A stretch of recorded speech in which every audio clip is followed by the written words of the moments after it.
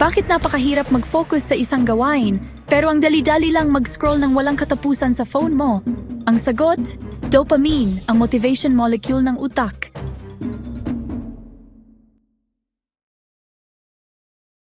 Tinatawag itong feel-good chemical, pero ayon sa mga eksperto ng Cleveland Clinic, ito ay mas tungkol sa motibasyon at paghahanap ng gantimpala, hindi lang basta kaligayahan.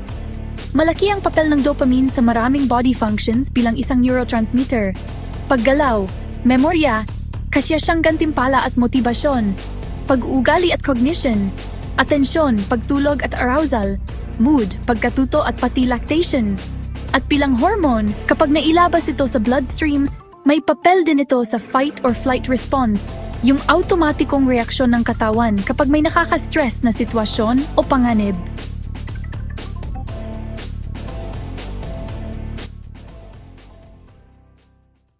Tinutulak tayo ng dopamine na kumilos. Ito ang dahilan kung bakit tayo naghahabol ng mga layunin, nag-eehersisyo, o kahit na tumatapos ng isang proyekto. Ipinakita ng pananaliksik mula sa Nature Neuroscience, kapag binago ng mga siyentipiko ang dopamine receptors ng mga daga, maaring nawalan sila ng interes sa mga gantimpala o naging sobrang porsigido sila.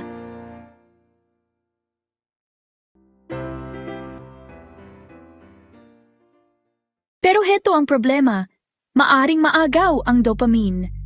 Ang mga droga, pagsusugal at kahit social media ay maaring magdulot ng hindi natural na pagtaas ng dopamine. Sa simula, ang reward system ng utak ay para sa mga natural na gantimpala. Pero sa modernong mundo, napakaraming stimuli tulad ng social media at droga na labis na nakakagambala rito. Ang masama, kayang pataasin ng sobra ng droga ang antas ng dopamine, kaya mag-a-adapt ang katawan, kaya ang mga natural na gantimpala ay biglang nagiging kulang o hindi na sapat. Pero tandaan, hindi masama ang dopamine. Ito ay isang kasangkapan para sa kaligtasan. Tinuturuan din tayo ng dopamine na umiwas sa masasamang resulta, hindi lang basta maghabol ng mga gantimpala. Kaya sa halip na mag-detox ng dopamine, ang tunay na susi ay ang pagbalanse nito. Mga tip para sa natural na pagpapataas ng dopamine, pag-i-ehersisyo, mga malusog na layunin tulad ng pag-aaral at malikhaing gawain, pagbabawas ng labis na stimulation, at pag-iwas sa mga panandaliang dopamine hits. Hindi mo kaaway ang dopamine. Ito ang mitsa ng iyong utak para sa pagkilos.